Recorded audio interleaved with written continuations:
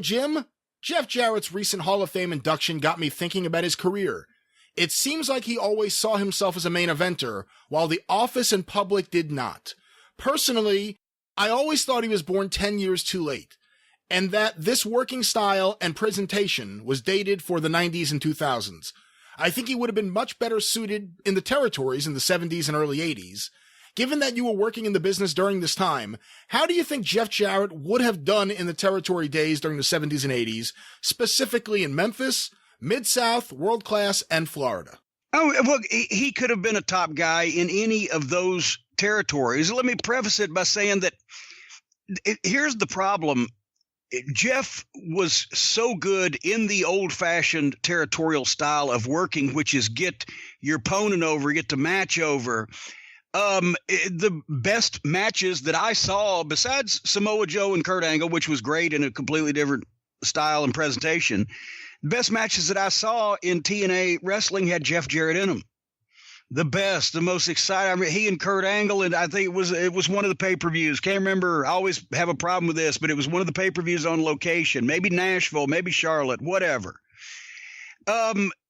He was a great worker, but the look had changed, and Jeff is a tremendous athlete, but he's still a guy of average size. And when you look at all the guys that were used on top, for the most part, they just had a bigger size, different look, and not the same working style. They had to be spectacular at something instead of really good at everything. Am I conveying that right? Jeff, as a worker in a territory, could stay on top because people had to see you weekly or monthly. And he knew the tricks, and he's always been in a wrestling family anyway, so he always had his eye from the first time he stepped in the ring to promotion. And he knew that facet of it.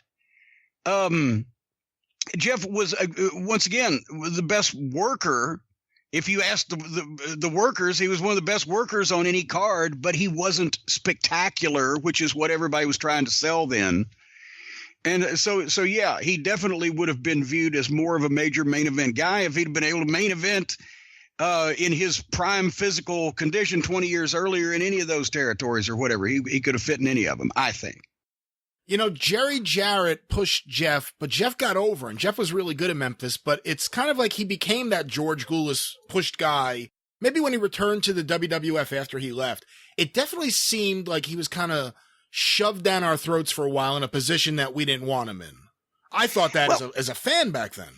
See, that's the thing, is that obviously every promoter is always going to push his son whenever his son has any ability whatsoever, and sometimes when they don't.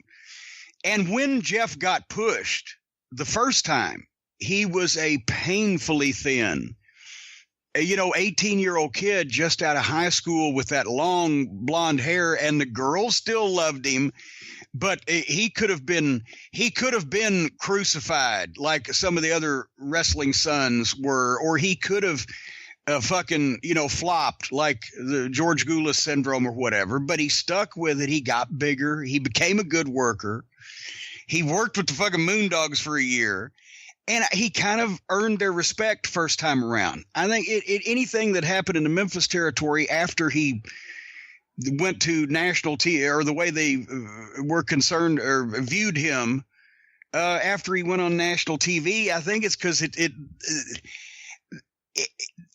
he sort of, once again, the gimmicks always made fun of the South. Which was still, Russo liked him. The gimmick somehow always made fun of the South in a lot of cases with the flashing hats and etc. So, I don't know, it's sort of like when Nick Dinsmore was really over here in OVW, but then he became Eugene on national TV. And then, we couldn't even sell tickets to headline a show at his own high school, because who'd want to admit that Eugene graduated from my high school? I don't know. Anyway. But when you look at the career that Jeff has had and the consistency that he's always been involved in some or doing something and working in an office somewhere for a good part of it, which is where you actually make money in wrestling. He's done better than a lot of guys that they featured in the fucking 90s or wherever that didn't turn out from there.